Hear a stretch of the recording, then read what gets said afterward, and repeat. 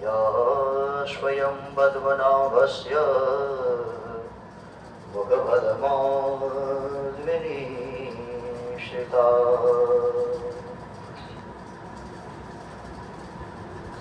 શ્રીમદ ભગવદ્ ગીતા અને ભક્તિ માર્ગનો આ બીજો વિભાગ, એના બે અંતિમ અધ્યાય, એકનું નામ છે વિશ્વરૂપ દર્શન યોગ અને બીજા એટલે કે 12મા અધ્યાયનું નામ છે ભક્તિ યોગ. 11મા અધ્યાયનો પંડિતોએ એક સરસ મજાનો એક વાક્યનો અર્થ બતાવ્યો છે, જે મારા અને તમારા દરેકના જીવનની અંદર બહુ સચોટ રીતે લાગુ પડે કે સત્ય જાણવા પૂરતી પૂર્ણ શરણાગતિ સ્વીકારો. સત્ય જાણવા પૂરતી પૂર્ણ શરણાગતિ સ્વીકારો. જ્યાં સુધી તમે એક સરેન્ડરનેસ નો ભાવ નહીં આવે ત્યાં સુધી તમે કોઈ પણ જ્ઞાનને પ્રાપ્ત કરી શકતા નથી, વસ્તુને જાણી શકતા નથી. સત્યનારાયણની કથાની અંદર પણ જો સામાન્ય રીતે સમજીએ કે ભગવાન સતાનંદની સામે વૃદ્ધ બ્રાહ્મણના વેશમાં આવ્યા. આવું તમે બધાએ સાંભળ્યું હશે, ઘણાને કથા પણ મોઢે હશે. તો ભગવાન સતાનંદની સામે વૃદ્ધ થઈને શા માટે આવ્યા?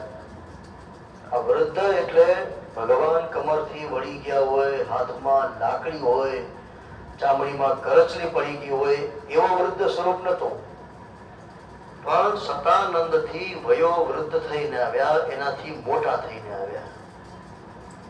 કારણ કે આપણી સંસ્કૃતિ એવું શીખવાડે છે કે મારા તમારાથી કોઈ પણ મોટો હોય એને આપણે વિવેકથી જવાબ આપીએ, એને આદર આપીએ, અને એવા વ્યક્તિ પાસે આપણે હંમેશા પેટ ખોલીને વાત પણ કરી શકીએ. તો ભગવાન એની પાસે સતાનંદથી મોટા થઈને આવ્યા કે આ બ્રાહ્મણને પોતાનું દુઃખ વ્યક્ત કરવા માટે કોઈ પણ પ્રકારનું બંધન, કોઈ એક માન, કોઈ એક અભિમાન કે એક સંકોચ એને નડે નહીં. કારણ કે વડીલ પાસે આપણે હંમેશા ખુલ્લા દિલથી વાત કરી શકીએ. તો વડીલ હોય એની પાસે આપણે શરણમાં જઈ શકીએ. તો શરણાગતિ ત્યાં સુધી પણ સ્વીકારવી જોઈએ કે જ્યાં સુધી આપણે પૂર્ણ સત્યને અથવા જ્ઞાનને મેળવી શકતા નથી. એટલે ભગવાન વિશ્વરૂપ દર્શન દ્વારા અર્જુનને પોતાનું સામર્થ્ય બતાવે છે.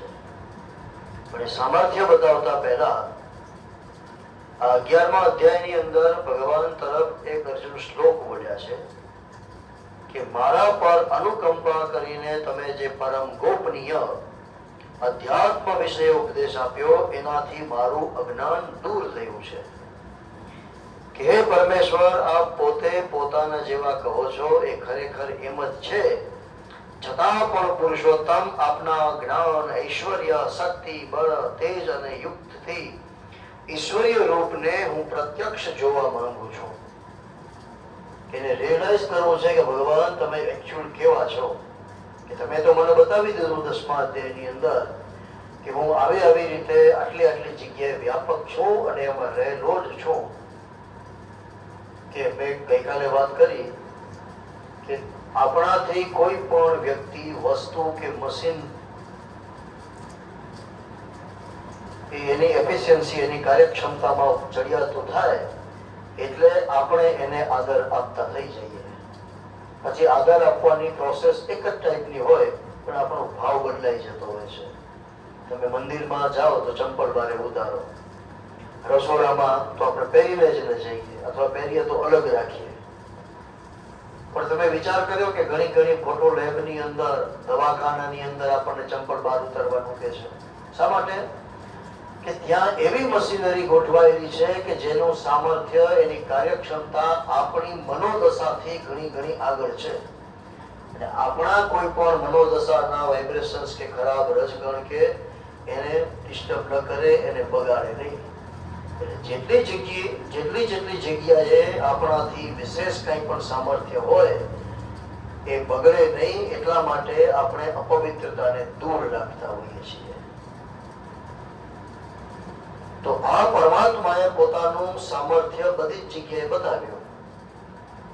અને અમારી પાસે તો ઘણી વખત માણસો અલગ અલગ વસ્તુના પણ પૂજન કરાવે. પેટીમાં નવું લેપટોપ કોમ્પ્યુટર આવ્યું હોય તો એનું પણ આપણે પૂજન કરીએ. લેબોરેટરી ચાલુ થાય તો દરેક સાધન સામગ્રી ડોક્ટરને ત્યાં આપણે પૂજન કરીએ. નવી ગાડી લ્યો તો પણ મંદિરમાં લઈને જાય.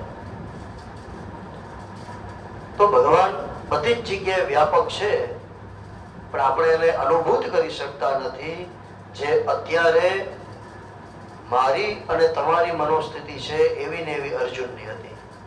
આજ સવારે જો જ્ઞાનાનંદજીને સાંભળવા માટે ગયો કતેરા પાર્ટી પ્લોટમાં, તેમણે બહુ સરસ મજાની વાત કરી કે કોઈ પણ પુસ્તક, કોઈ પણ બુક એક વખત છપાય ને એટલે એના એડિશન નવા બદલે, અને દરેકની અંદર ક્યાંક ને ક્યાંક સંશોધિત આવૃત્તિ, એટલે કે તમને સમજણ પડે કે રિવાઇઝ એડિશન બહાર પડે, કંઈક નવું એની અંદર આવે. પણ ભગવદ્ ગીતા એક એવો ગ્રંથ છે જેની અંદર રિવાઇઝ એડિશન ક્યારેય બહાર પડ્યું નથી. એક અક્ષર ઉમેરાનો નથી, એક શ્લોક પણ ઉમેરાનો નથી. તમે બધા સ્વામિનારાયણ સંપ્રદાય સાથે જોડાયેલા છો, પણ એક જૂની એક વાત કરું, કદાચ તમને ખ્યાલ પણ નહીં હોય. કાલુપુર સંસ્થાએ લગભગ 94 કે 96 ની અંદર શિક્ષાપત્રીમાં પોતાની ગાદીનું મહત્વ વધે ને એવો એક શ્લોક ઉમેરવાનું કર્યું. બીએફીસ વાળાએ કે વડતાલ વાળાએ તરત જ એના ઉપર કેસ નાખ્યો કે મહારાજ જે વસ્તુ લખી ગયા છે, ઘનશ્યામ મહારાજ, એમાં તમે એક અક્ષરનો પણ વધારો કે ઘટાડો કરી શકો નહીં. અને એ કેસ અંતે હાર્યા ને એમણે 212 શ્લોક જ ત્યાં રાખવા પડ્યા, એમાં ઉમેરો કરી શકાણો નહીં. રિવાઇઝ એડિશન ત્યાં હાલતું નથી. ગીતાજીની અંદર પણ ઇસ્કોન વાળાએ આવી ચેષ્ટા કરી છે. તમને કોઈને ખ્યાલ નહીં હોય, હમણાં એ મારા ધ્યાનમાં આવ્યું છે કે ગીતાના 700 શ્લોક છે, પણ ઇસ્કોન વાળાની તમે ગીતાના એક એક શ્લોકને ગણો ને તો ત્યાં 701 શ્લોક થઈ જાય છે. એમણે એક શ્લોક એમાં પોતાનો ઉમેરી દીધો છે.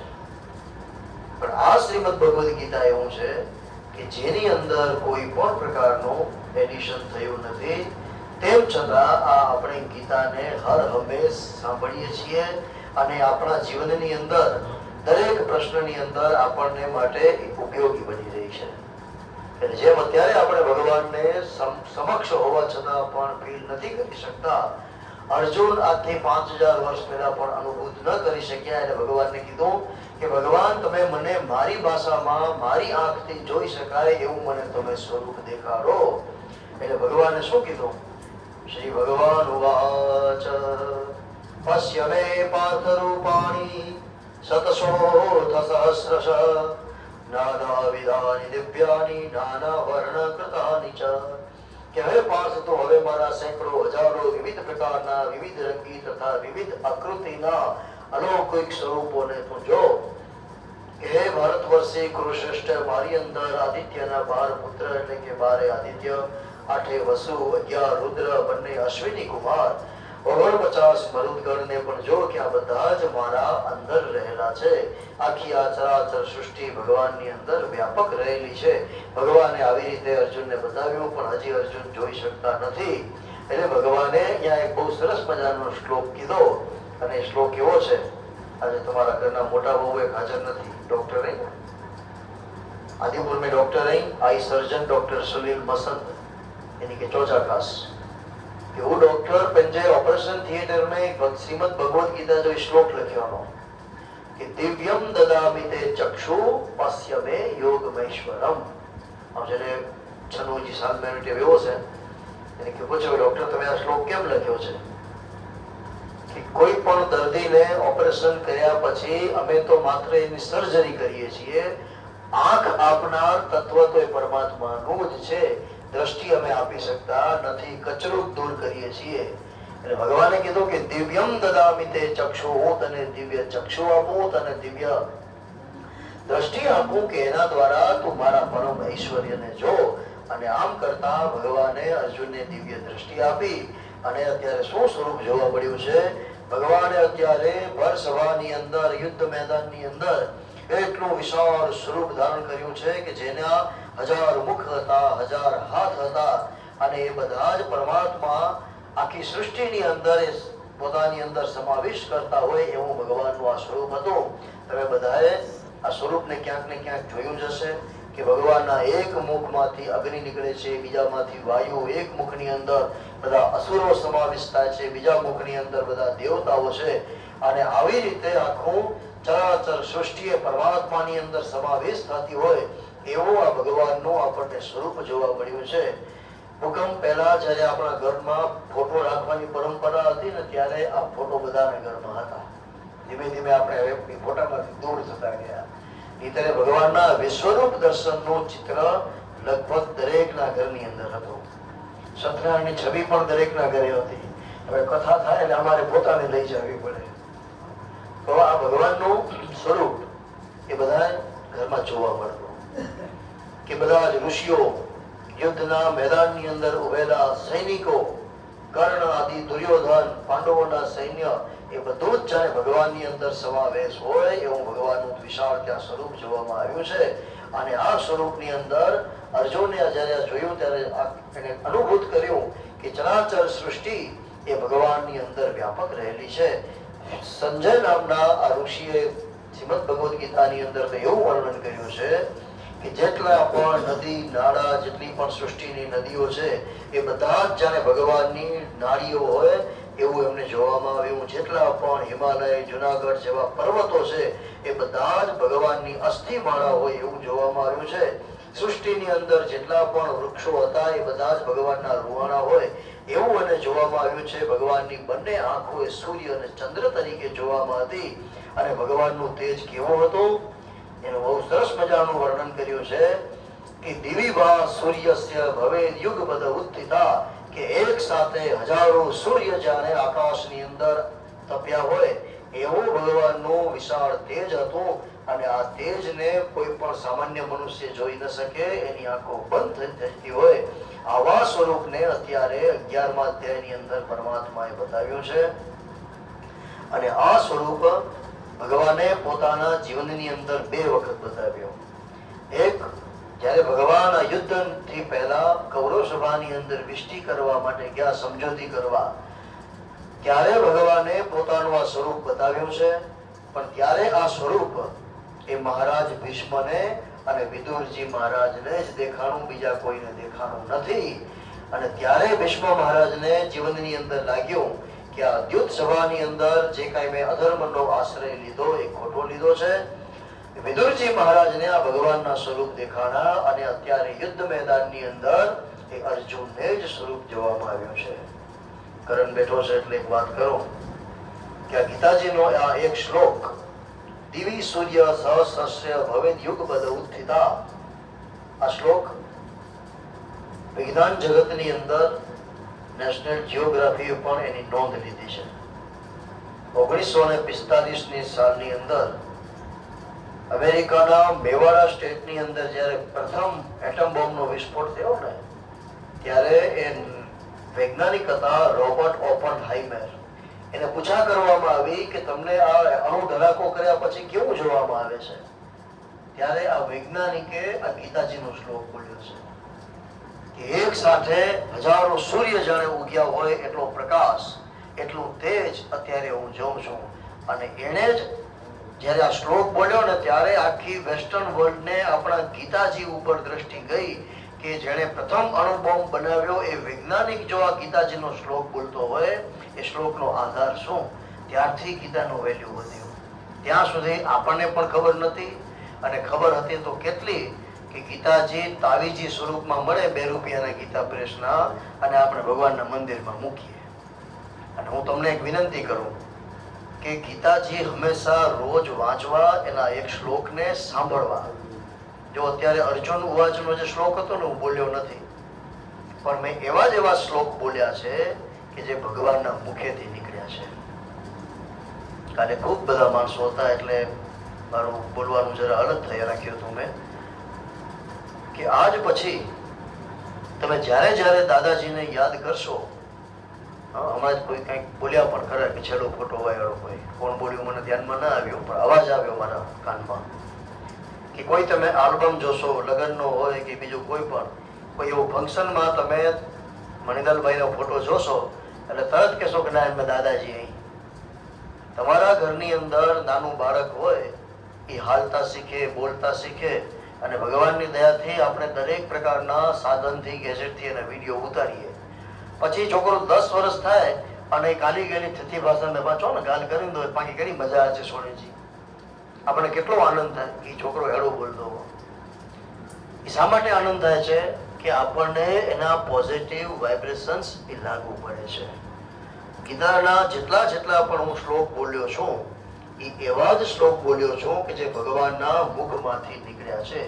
ભગવાને જ્યારે શ્લોક બોલ્યા ત્યારે આવા રેકોર્ડિંગ ગેજેટ નહોતા, પણ હું કે તમે કે કોઈ પણ ઇલેક્ટ્રોનિક ડિવાઇસ જો ભગવાનના શ્લોક બોલે ને તો એ જ પ્રકારના વાઇબ્રેશન્સ નિર્માણ થાય કે જે સમયે કુરુક્ષેત્રમાં હતા એ જ તમારા ઘરની અંદર નિર્માણ થાય. એટલા માટે રોજ ભગવાનના શ્લોકને સાંભળવા, એને બોલવા. તમે જો જાતે બોલશો તો તમારા એક એક અણુની અંદર પરમાત્માનું સ્વરૂપ વ્યાપી જશે. તમે ન બોલી શકો તો ઘણી જ જગ્યાએ તમને શ્લોકો સાંભળવા મળતા હોય છે. તમે એને એમને પણ સાંભળશો તો પણ ઘરનું વાતાવરણ પવિત્ર થશે. જો એક વ્યક્તિના ફોટાને જોઈને આપણે એને અનુભૂત કરી શકીએ તો ભગવદ્ ગીતા એટલું જ કહે છે કે આ શ્લોકને સાંભળીને, બોલીને તમે પરમાત્માને અનુભૂત કરો. અને આવી રીતે ભગવાને અત્યારે અર્જુનને પોતાનું વ્યાપકપણું અહીંયા બતાવ્યું છે. અને એવું બતાવ્યું કે અર્જુન તું નિમિત્ત છો, આ કાર્ય માટે તું ઊભો થા.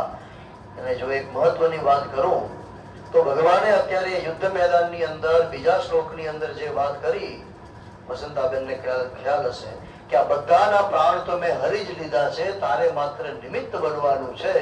આટલું કીધા પછી ભગવાને 11મા અધ્યાયની અંદર અર્જુનને એ બધા જ મહારથીઓ, કૌરવ પક્ષના, પાંડવ પક્ષના જેને મરણ પામવાનું હતું એ બધા જ જણે મૃતપાય અવસ્થામાં હોય ભગવાને એવું સ્વરૂપ અર્જુનને અહીંયા દેખાડી દીધું કે આ બધા મૃત્યુને પામી અને મારા શરીરની અંદર ભળી ચૂક્યા છે, તું ખાલી નિમિત્ત બન.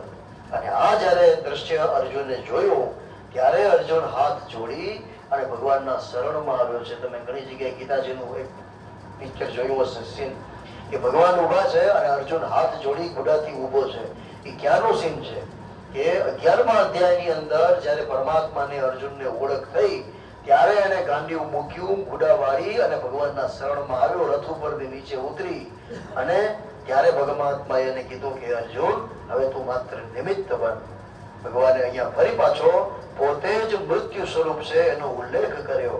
શ્રી ભગવાન ઉવાચ કાલોસ્મિ લોક ક્ષયકૃત પ્રવૃત્તઃ લોકાન સમાહર્તુમ યઃ પ્રવૃત્તઃ. કે અર્જુન હું લોકોનો સંહાર કરનાર, વધી ગયેલો મહાકાળ પણ હું જ છું.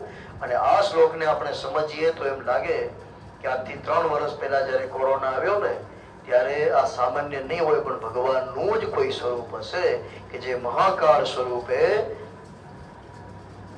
એક સાથે ઘણા બધા જેને જીવાત્માઓને મરણને શરણ આપ્યું છે. અને આવી રીતે ભગવાને અર્જુનને પોતાનું સ્વરૂપ દેખાડ્યું છે. અર્જુન અત્યારે પરમાત્માના શરણમાં આવ્યો છે અને કીધું કે ભગવાન આજે હું તમને ઓળખ્યો કે મેં ક્યારેક તમને સખા કીધા, ક્યારે મિત્ર કીધા, ક્યારે યાદવ કીધા, પણ અત્યારે મને ખબર પડે છે કે તમે તો હવે સાક્ષાત ભગવાન છો. અને આવી રીતે જ્યારે અર્જુનને ભગવાન પ્રત્યેની ઓળખ થઈ છે ત્યારે ભગવાને એને આજ્ઞા કરી કે મત કર્મ કૃન મત પરમો મદ ભક્ત સંગ વર્જિત. કે હે પાંડુ પુત્ર, જે આવી રીતે મને ઓળખી મારા માટે જ મારી ખાતર સગળા કર્તવ્ય કર્મોને કરનાર છે, મારે પરાયણ છે, મારો ભક્ત છે, આસક્તિ વિનાનો છે, સર્વ પ્રાણીઓ પ્રત્યે વેરભાવથી રહિત છે, એ અનન્ય ભક્તિયુક્ત માણસ એ મને જ પામતો હોય છે. ભગવાને આવી રીતે પોતાની પ્રતિજ્ઞા પણ અર્જુનને સમજાવી. અને જે આ શબ્દાર્થ છે એને આપણે એવી જ રીતે સમજીએ કે આ 12 દિવસ દરમિયાન, સૂતક દરમિયાન તમે જયારે ગીતા સાંભળો છો કે જે કેવળ મારા ખાતર જ, આપણે એમ લઈએ કે અત્યારે દાદાજી માટે જ, દાદાજીને નિમિત્તે જ કર્તવ્ય કરનારો, દાદાજીને જ પરાયણ થઈ આસક્તિ વિનાનો, કે તમે રોજ ગાયને ચારો નાખતા હો, ભગવાનની પૂજા કરતા હો, તો કંઈક પોતાના માટે માંગતા હો, પણ આ 12 દિવસ દરમિયાન આપણે આપણા માટે કોઈ પ્રકારની આસક્તિ નહીં રાખીએ, માત્ર આ જીવાત્મા માટે જ આપણે કર્મ કરીએ, અને એવો અનન્ય ભક્તિપૂર્વક જે મનુષ્ય કર્મ કરે એ દરેક કર્મ આ જીવાત્મા પણ સ્વીકારે, અને એવો દરેક કર્મ કરનાર મનુષ્ય એ પરમાત્માને પ્રાપ્ત કરતો હોય. અને આવી રીતે પરમાત્માએ અર્જુનને પોતાના વિશ્વરૂપ દર્શનના બોધ કરાવી 11મા અધ્યાયને વિરામ આપ્યો. 12મો અધ્યાય એટલે ભક્તિ યોગ, નાનકડો અધ્યાય 20 શ્લોકનો, અને એનો એક વાક્યની અંદર કક્ષ આપ્યો કે તમારું મન ભગવાનની સાથે અથવા ભગવાનથી હંમેશા જોડાયેલું રાખો. ભક્તિ યોગનો અધ્યાય. અર્જુને અહીંયા પ્રશ્ન કર્યો છે કે જે અનન્ય પ્રેમી ભક્તજનો હમણાં તમે જણાવ્યું એ પ્રમાણે નિરંતર આપના ભજનમાં, ધ્યાનમાં રચ્યા પચ્યા રહીને સગુણ પરમેશ્વરને જોતા હોય તો નિરાકાર બ્રહ્મને ભજવા કે સાકાર બ્રહ્મની ઉપાસના કરવી. ત્યારે ભગવાને અહીંયા ભક્તિ યોગનો ઉપાય બતાવ્યો છે કે મારામાં મન પરોવીને નિરંતર મારા જ ભજનમાં રચ્યા પચ્યા રહેનાર ભક્તજનો અત્યંત અડગ શ્રદ્ધા ભાવથી યુક્ત થઈ મુજ સગુણ સ્વરૂપ પરમેશ્વરને ભજે એ બધા જ યોગીઓમાં મને ઉત્તમ છે. ભગવાને અહીંયા પોતાની ભક્તિ કરવાના 2 રસ્તા બતાવ્યા છે. એક નિરાકાર બ્રહ્મ અને બીજો છે સાકાર બ્રહ્મ. નિરાકાર બ્રહ્મ એટલે યોગી અવસ્થાને જે મનુષ્ય પામી ગયો હોય એને ક્યારે મંદિરમાં જવાની જરૂર નથી, એને ભગવાનની મૂર્તિની પણ જરૂર નથી. પણ જે મનુષ્ય અત્યારે ભગવાનને પામવાની ચેષ્ટા કરે છે, ભગવાનની ઓળખવાની ચેષ્ટા કરે છે, એને મૂર્તિની પણ જરૂર પડશે, એને મંદિરની પણ જરૂર પડશે. તો ભગવાને કીધું કે અર્જુન, બંને સ્વરૂપ એ માન્ય છે. ફરક માત્ર એટલો છે કે મનુષ્યની પોતાની કેપેસિટી, એની સામર્થ્ય, એનું સ્ટેજ કયા લેવલનું છે એ મને કેવી રીતે ઓળખી શકે છે. કારણ કે વેદો રચાણા, મંત્રોની રચના થઈ ત્યારે કોઈ મંદિર નહોતું, ત્યારે માત્ર અગ્નિની ઉપાસના હતી. ત્યારે જીવાત્મા સરળતાથી પરમાત્મા સાથે જોડાઈ શકતો. પણ યુગો યુગોના સમય પછી જ્યારે બુદ્ધિ કુંઠિત થઈ ત્યારે એને એક અવલંબનની જરૂર પડી, આધારની જરૂર પડી, એટલે મૂર્તિ અને મંદિર બંને આવ્યા.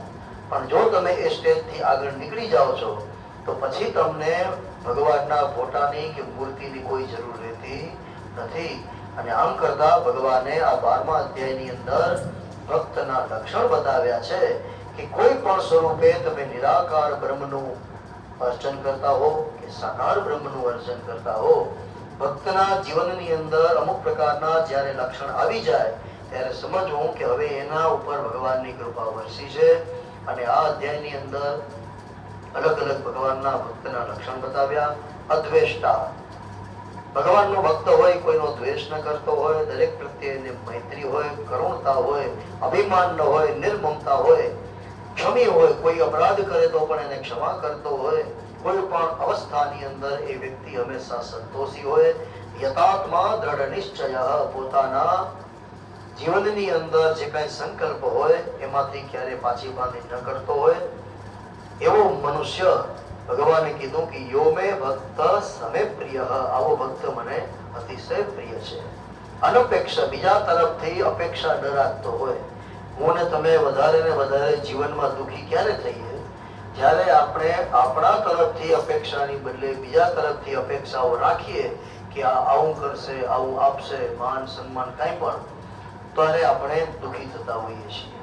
અનપેક્ષા, તમે બીજા તરફથી અપેક્ષાઓને બંધ કરી નાખો અને પોતાના જ જીવનમાં રમમાન રહ્યો એટલે દુઃખ આપોઆપ અડધું થઈ જાય.